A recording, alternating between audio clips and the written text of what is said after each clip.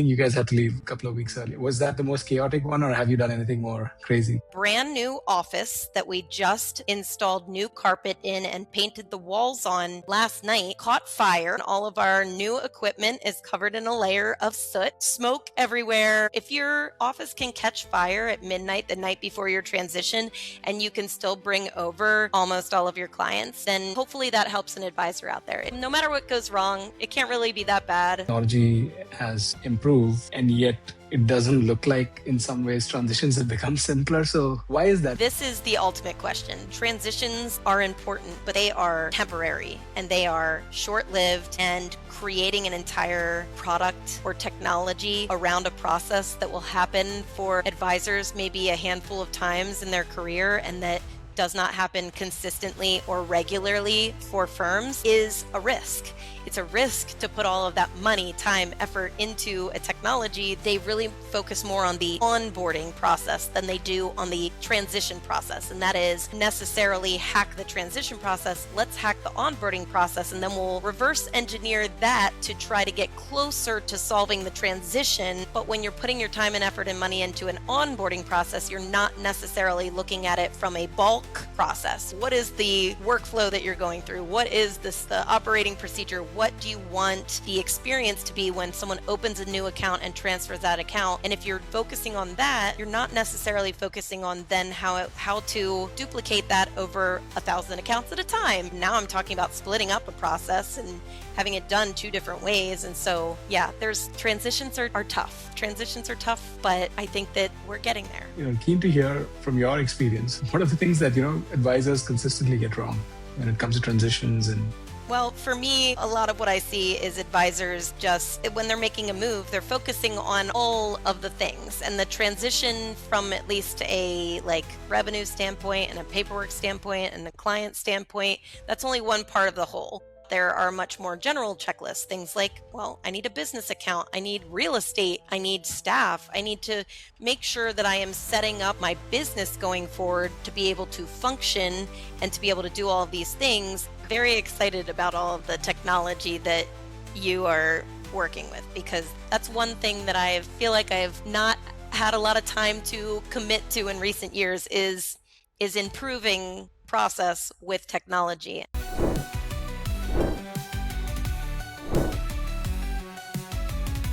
good morning, Grier. How are you? Doing well. Thank you for having me. I'm really excited, actually, Grier. Not that I am not excited for most episodes, but I think, we've known each other for some time now. We met at Future Proof. I think we took a beer selfie as well. Always. But actually, since I started looking at transitions and, building something for it, obviously I did my homework, did a lot of research, and your name would often come up as someone who's probably the expert when it comes to the space. So that's why I'm super excited. It's an honor to have you on Advisor Ally. So thank you so much for taking some time today. Yes, thank you. I appreciate it. It's good to hear. But before we get into some of the transition and other questions, I thought maybe we can start with a tough one. We know that you're an expert when it comes to transitions, but I also know about your love for gingerbread making. So what's tougher, gingerbread making or a non-protocol transition? Oh gosh. Well, when you put it like that, with a non-protocol transition, yes, I am a competitive gingerbread artist. Randomly got into that almost as randomly as I got into transitions. And man, they are both difficult hobbies that I've chosen, if you will. I think maybe transitions has the edge on difficulty just because the might be a little bit higher. I think my gingerbread house, my food falling apart, is not maybe so concerning as potentially someone's livelihood being affected by the process. So I guess I'll have to go with transitions on that one. Although gingerbread it's not an easy task, especially not the way that I choose to But do I mean, it. you've been in the national competition and the Food Network and all of that, right? So it's not like Yeah, I you're mean, playing at a I'm pretty high definitely, level even there, right? Yeah, yeah, I think I'm functioning at a pretty high level on the gingerbread very cool. scale. I've How did you get definitely, into it? I started a DIY blog many years ago, and one of my friends saw a advertisement for a local gingerbread competition, and I went and I did it, and it was the like Raleigh Winterfest, and I won that, and then I kind of got obsessed because that's how my personality is once I pick up something new that's fun, especially if I can win a contest in it, I make it my entire personality. So that's kind of what happened with gingerbread. And I went to the national competition, and the Food Network happened to be filming a documentary when I went, and I landed myself on the documentary because I got third place when I went for the first time. So once I was on TV for being a gingerbread maker, and I was cemented in the top 3 of gingerbread history, I thought to myself, well, yeah, I'm just going to keep doing this. So I've done 2 other shows since then. And so, yeah, I can't say Wow. that it's easy. It's not, but neither are transitions. We'll talk about transitions a lot more, but yeah, it's always fun to see your gingerbread updates. So keep them coming. I All right, certainly switching. will. But yeah, switching gears, I think, and before we actually talk about transitions, again, would love to know a little bit about the journey, right? I know you've spoken about this before as well. You got into financial services. Was it by accident? Was it by design? Oh, it's definitely not How by did this happen? design. I went to Virginia Tech, and I was a 22-year-old getting out of college with a marketing degree and no real experience. I was really just kind of looking for a job, and sometimes it's not about what you know, it's about who you know.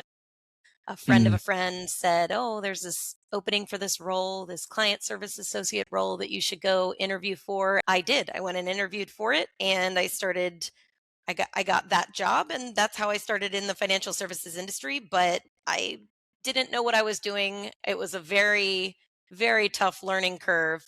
And I was thrown into my first transition after about a year or a year and a half with that advisor when gosh, he okay. decided to leave Smith Barney and go to UBS.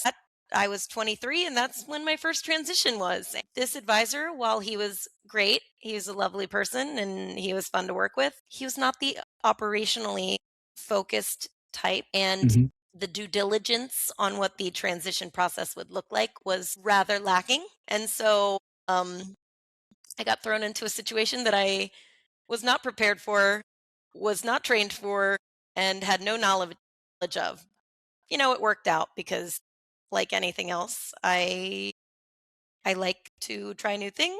And once you're forced to do something that you've never done before, it kind of got fun. And I can imagine that living through something like that, I mean, and the kind of person you are, you're probably thinking, hey, there are these, why are we doing it this way? Or if only I'd known, right? You probably started thinking about, and is that how that whole idea got seeded? Yes, I would say that, gosh, I was not prepared. Definitely thought at the end I would have done things completely differently. At the time, it was a protocol transition, and this was almost like, I don't know, this was a long time ago. But I was hand typing protocol information into a spreadsheet at the advisor's kitchen table and This is preparing. the Smith Barney to UBS one, right? Yes.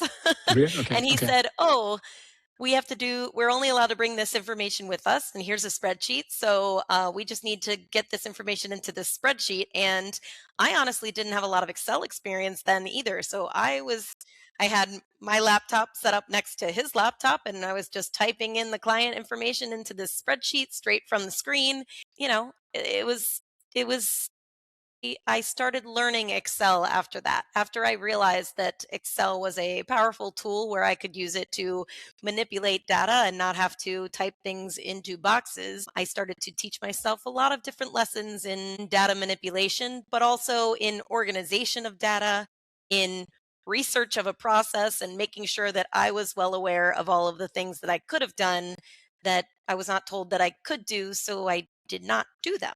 And that's probably, yes, the beginning of where I started becoming maybe that transition consultant to others, to be able to explain to them, based on my prior experiences, what they could do as part of their transitions to make the process easier and smoother. And I think in transitions, some of that knowledge can only come from doing, and it can only come from doing it many different times in many different ways. You can do a process one time the same way every single time and not be able to consult on it for someone else that's doing it a different way. And so almost 20 years of transition experience, that's, I think, what makes me qualified to help advisors with the process. No, no, it's crazy the number of permutations and combinations. And to your point, you might be doing the exact same move, and yet something might be different. There'll be some new nuance. It's insane how complex it can get, even when it's kind of the same. Right. But that's very interesting backstory. So I guess you kind of lived through your transition, and then you kind of knew that this can be done a better way, and a lot of people need help, and you set up Advisor Transition Services. That's your firm, right? Was that Yep. the next step, or was there an in between? Well, so I worked at UBS for a little while. I helped some of the new recruits that they were bringing to the table. I would travel around the district and help with some of the cleanup of transitions that weren't going all of that well. And then eventually I moved from Baltimore to Raleigh, and I was working for an advisor in the Raleigh UBS office who decided he was going to start an RIA. So I actually left the wirehouse arena and went with him to start his RIA. That was an interesting transition, to say the least. We were forced to leave 2 weeks earlier than anticipated, but also moving from the wirehouse space to the RIA space was quite a shock to the system as well. And so I learned a lot from that. And then I worked for that RIA for a few years, rolling up advisors onto our platform and doing those transitions. And then eventually I had 2 kids and just decided I wanted to kind of have a little bit more flexibility, and somehow picked transitions, which gives very little flexibility at all whatsoever. But that's how I started my business. That was in 2018, before the market really blew up with the RIA transitions. And so I was kind of starting a business for something that I didn't know really if it really existed yet. And that's an interesting thing to start a business for, because then you have the challenge of telling people what you do and explaining why it's necessary, and then trying to build something from scratch based on, no knowledge whatsoever of this craft other than what I've done in the past. Right, right. No, exactly. I think because today, obviously, it's something that everyone goes out and gets help on, right? And it's fairly well understood that someone external with experience can do a lot of help and make it a lot more seamless. But how was it back then? I mean, how hard was it to get that first client? And when did you feel like the market's trying to get it? Were there other consultants there as well, or were you one of the first, or even potentially the I first? spoke to one other person who was doing it on their own, who had come out of an aggregator RIA at the time and had been doing lots of transitions for that same firm. And so there weren't a lot of other people doing it, though. And I do recall the challenge in the beginning just being, well, making connections to other people, telling them what I was doing, marketing myself. I was just calling all of my contacts from the industry that I knew prior to me being at the RIA, or when I was at the RIA, and explaining what I was doing. And I think that there was a lot of unsolicited advice being provided, Okay. which can be appreciated sometimes, but can also be confusing and be a little discouraging when you have not really set up your business to necessarily like function one way, because you're doing something that's a very project oriented, very time consuming. But like I said, transitions are really based on figure it out as you go, and you don't know what you don't know until you have to learn it. And so I really just kind of like crafted my business around that and my knowledge of it. And that first client probably came a couple months in, and he is still my financial advisor to this day. Hey, Charlie. Okay. So that definitely went well. If you guys still have a great relationship, so that's awesome. Well, yes, he was like the best client that you can have up front. He was like, okay, what do you do? Okay, great. How much does it cost? Okay, cool. Ready, go. Let's do it. And that was, before we had any technology like Fast Tracker, obviously, but also before we really had DocuSign working in our favor Of course. and all of these other things. And so I have pictures of me sitting on my basement floor, stapling pages together and putting sticky notes on things. I had a stack of FedEx envelopes that was like a foot tall because I was stuffing these envelopes and sending them to his clients from my home. It was it really became this, well, yes, I have this consulting arm to it and I can tell you all the things that need to be done, but also I'm just going to help you do them. And sometimes that looks like putting stickers on pages and putting them in the mail for you. But that's insane, Greer, when you talk about the timelines, right? I mean, 6, 7 years back, and we were still doing wet signatures, right? And then COVID changed Yeah. everything in every industry. That's Yeah. insane. Because we It often did. don't, I think, we don't appreciate how quickly technology has moved in the last 4, 5 years. The adoption, especially, right, with remote working and virtual calls and e-signatures and all of that. They were just not a thing, especially in financial services, And 7, 8 years back. And I'll be honest, I learned about technology and developed technology over time because, I can go ahead and like hand type things into documents and then print them and stuff them. But then you go through the pain of doing that 300 times in a row and how long that takes, and your brain immediately goes, how do I make this faster? How do I make this more efficient? How do I eliminate redundancies? How do I eliminate mistakes? And that's when I started picking up small pieces of technology, learning lots of Excel skills, breaking down how to do different Excel formulas, purchasing the like pro version of Adobe so that I could figure out how to start filling in documents. And this industry, I think we all know this industry is a little bit behind the times when it comes to technology sometimes, and not so much in the creation of it, but in the adoption of it. And it's really because there's a lot of compliance that's involved in this. Of There's a lot course. of Yeah. moving parts. There's a lot of people. There's a lot of process. And FINRA kind of gets in the way sometimes. And so adopting technology to be able to do the things that humans should not have to be doing is much slower sometimes in a highly regulated industry.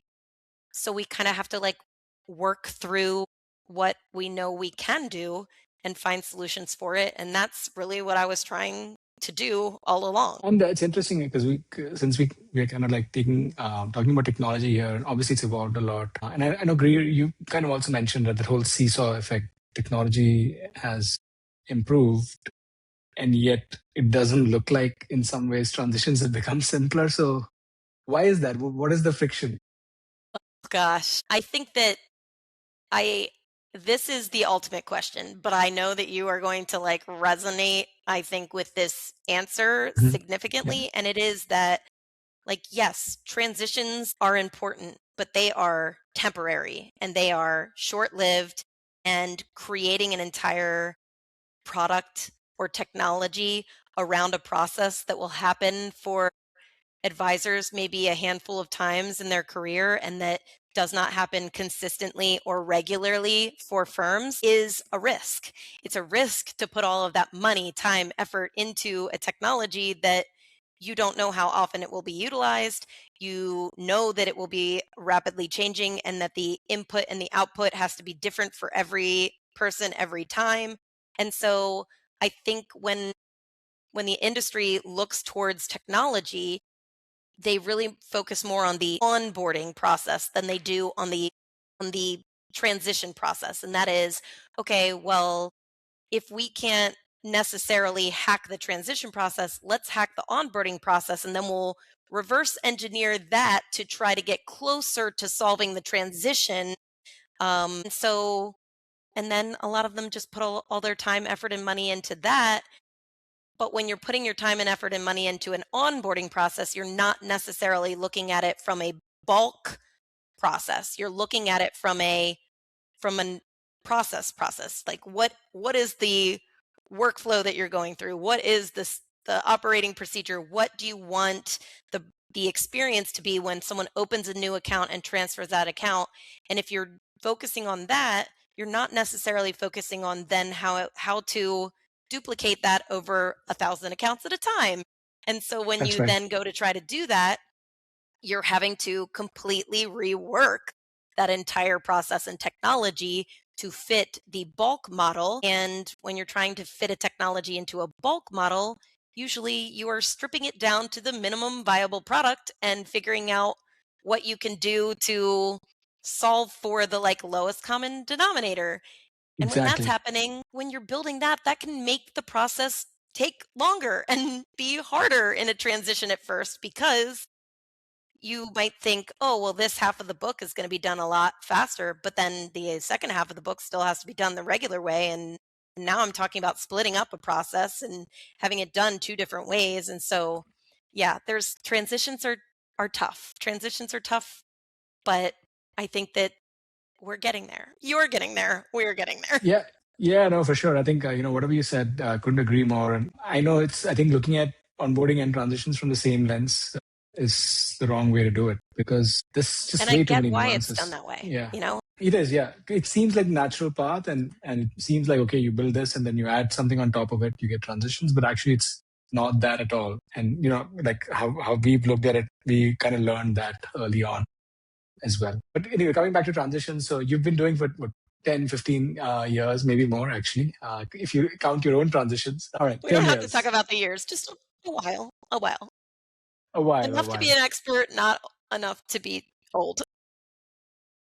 Exactly. But, keen to hear from your experience. What are the things that, advisors consistently get wrong when it comes to transitions, and who are the ones who kind of nail it? Of course, picking the right consultant is, one of the steps. But besides that, Of course, that is, yes, that is priority number one. But I think that, well, for me, a lot of what I see is advisors just, when they're making a move, they're focusing on all of the things, and the transition from at least a like revenue standpoint and a paperwork standpoint and a client standpoint, that's only one part of the whole. And a lot of times you do need a lot of these other things set up before you can worry about that part of it, or arguably while you're worrying about that part of it. And so I think a lot of checklists and everything that are put out there are much more general checklists. Things like, well, I need a business account, I need real estate, I need staff, I need to make sure that I am setting up my business going forward to be able to function and to be able to do all of these things. And then when it comes to the actual client data and the process, that kind of comes a little bit later. And a lot of advisors are looking at it as, well, what do I do to just recreate this on the other side? We're turning off the revenue stream on one side and we're turning it back on on the other. And that to me is a little bit of a contrast. If you're hmm, looking at how you're recreating something, then that's in contrast to starting a business. I think you really have to look at it how you want to run your business going forward, what you want your book of business to look like, what you want your client base to look like, how you want to market to them. And that all goes into how you are then going to evaluate your current book of business, how you're going to move that book of business, where you're going to move that book of business to, how you're going to prioritize it. I think that there's a lot more to the due diligence on the moving the book of business process than most advisors realize. And all of that due diligence and research and preparation is just going to make the process of transferring everything a little bit easier and a little bit more efficient. I see so many advisors that come from a hybrid model or from a broker dealer model and go straight into the RIA model because that's what's new and shiny and fun and it gives them the most flexibility.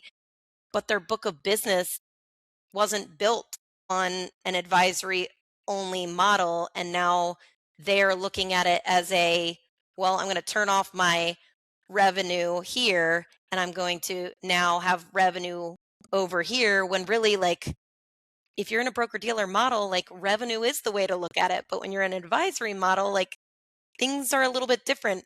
Structures change. And so I think that advisors, AUM is a big thing in this industry. Like, everybody is all about AUM. Everything's based on AUM. But I think in a transition, if you are focused on AUM and only AUM, then you're setting yourself up for disappointment in some areas, because the AUM isn't really what matters in the situation. It's the AUM that you think you can bring, that is right to bring, that is going to move the fastest, that is going to be the best for your business.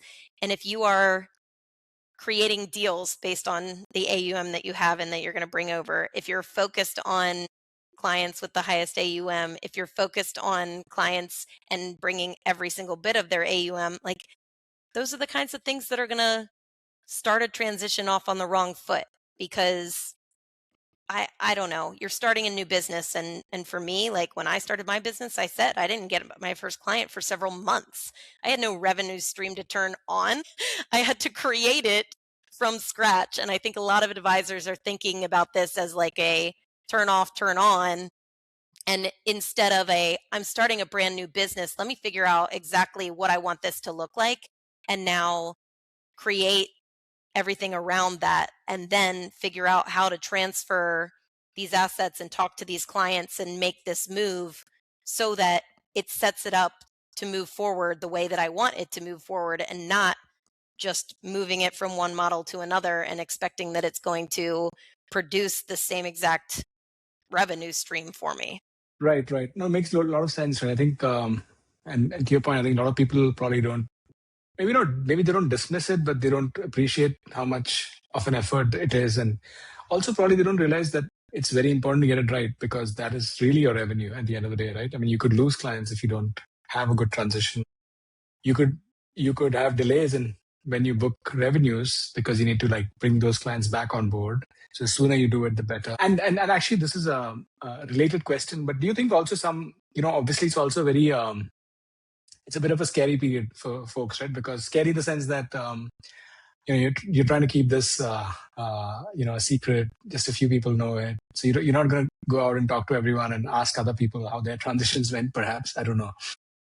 Is that something how do you kind of deal with that as well? Speaking to these advisors who are just kind of being very careful with who they, what they say to whom. Yep. Oh, that's a loaded question. For me, the confidential nature and everything of this is baked into my personality. It is something that my entire career has been around transitions. And so for me, it comes very naturally for me to ask for a personal email address and a personal cell phone number in the first calls, and to make sure that I'm communicating with advisors through channels that are not being tracked by current employers. It's natural for me to start referral emails or conversations with other providers, under the guise of confidentiality, and making confidential introductions and stuff like that. So for me, it comes super naturally, but because it comes super naturally, it also comes naturally for me to mention those things to advisors in calls. And I think that there's a spectrum of types of advisors in these situations.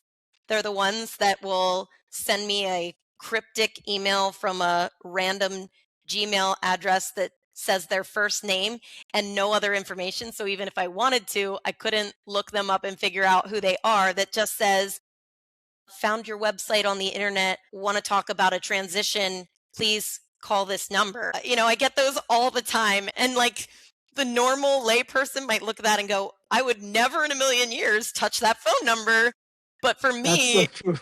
I'm like, It oh goes as no, well, that's an Grier. advisor that's paranoid and probably at like in a very captive environment and just scared and doesn't know who to talk to. And I have an opportunity here to be a trusted resource for them and to give them information that they otherwise would be looking for on the internet maybe. And so those are actually my favorite emails to get, because I know right away I'm going to help somebody today. Like I'm going to have a conversation with someone that is going to get them further along in their journey than they were yesterday. But then I have the advisors that will email me from, corporate domain, and they'll lay out all of the things they've done so far. And I will respond and be like, yeah, absolutely. Let's have a call. Would you prefer to switch to a personal channel, a personal email, so that we can communicate outside of this domain? And they'll be like, yeah, that's right. Maybe I That's should of do that. course. And so I will say that there's a lot to this. And I think that a lot of people want to start with an attorney just because they know that there's like client privilege there. And I always agree that I think you should start every transition conversation with an attorney. just make sure it's a securities attorney who works in advisor transitions and knows what they're talking about, because a lot of my conversations also start with, well, I was talking to my neighbor's uncle who's an attorney and he said that this is the way that, like these contracts work. And I'm like, well, yes, it is normally in other industries, but in this one, it's a little bit different. And so Right. I think, Experience counts, right? Yeah. Even there. yes, I do think that the internet, SEO, LinkedIn has done worlds of difference for us in the past few years. I think now with those who are starting businesses specifically to be consultants to those in transition who are offering these things, now they can put their names out there and advisors can find them, and it's a lot easier. But when I first started my business a couple years ago, it was very difficult. I often had conversations where I was the first person that an advisor had even mentioned the idea of a transition to. And sometimes, I would say 75% of the time, they might not even end up utilizing my services later because they end up in a completely different situation. But I am the first person that they That's talk incredible. to. Yeah. And I think Yeah. what you said earlier, the experience that you have now and the fact that it's such an important, critical juncture for people in their, careers, I think it's a great place to be there to actually be able to help some of these folks. And there's always payback, whether you do that particular transition or not. There's but let's hear one of the war stories. I know you mentioned when you had to switch to an RI. I think you guys had to leave a couple of weeks earlier. Was that the most chaotic one, or have you done anything more crazy? That might have been the most surprising one. The transition consultant at the new custodian accidentally sent our client welcome packages to the UBS office, and it happened to be raining that day, and the package was like open in the corner, and our operations manager just like opened it to figure out what it was, and it was 300 like welcome to this company like folders for our clients. And they came to me and I was alone in the office that day and they were like, "What's this?" And I was like, "Don't panic, don't panic, don't panic." And I was like, "I don't know. I'm sure that's a mistake. I've never even heard of that company before. So I'll ask the advisor." And then it was a panicked call. Nobody was answering. I called his wife and he was like, "I'm coming in right now. We're resigning." It was 2 weeks. Right. It was two Oh, weeks okay. before So the that's new how this year. happened. Yeah, Got it. luckily I had gathered all our protocol data together and I had the spreadsheet that I could hand over when we resign So and you were say, good. "This is what we're bringing with us." But we didn't even have office space or computers. It was that was that was probably the most surprising That's one. insane. But I would say the craziest story, hey Phil, so this advisor out of Ohio, I was traveling to Ohio, Lima, Ohio, which is like 2 hours from the nearest major airport. So I was driving 2 hours in a rental car to go help this advisor with his transition